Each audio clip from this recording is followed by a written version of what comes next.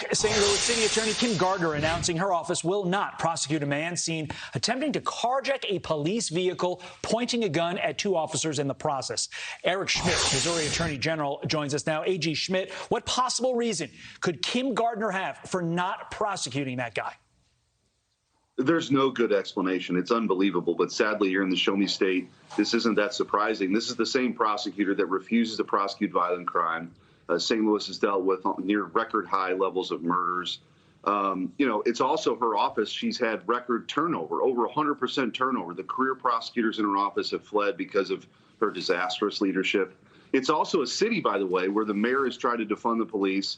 My office, in a settlement with the city, actually offered $5 million to the city to use just for more police officers. Hey, look, you can keep the $5 million. You have to hire more police officers. They refused. They're 200 police officers short. And so this prosecutor, Kim Gardner, is a total disaster. And this case, I mean, is front and center for the whole country to see why that's the case. Her numbers are staggering.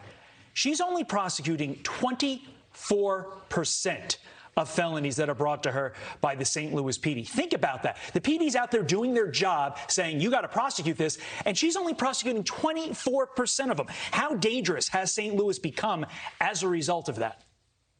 Well, it's definitely more dangerous since she's become, George Soros funded her, and she's been a complete disaster. I guess he's getting what he paid for. But you mentioned what she's prosecuting. The conviction rate is terrible, too. So even the cases she's taking, the conviction rate's terrible. Her office is so bad that they actually had, people weren't showing up to hearings. They let someone who had been charged with murder go because they kept missing court dates.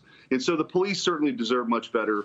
They're, like I said, they're 200 short. But the morale, of course, when you're risking your life and you build this case and you take it to the circuit attorney's office and they refuse, it's a terrible situation for the police. It's a terrible situation for the residents who have to live there and know that they have a prosecutor who's not going to go after the bad guys. It's a really bad situation. Yeah, that scenario you're referencing, that attorney was out on maternity. Obviously,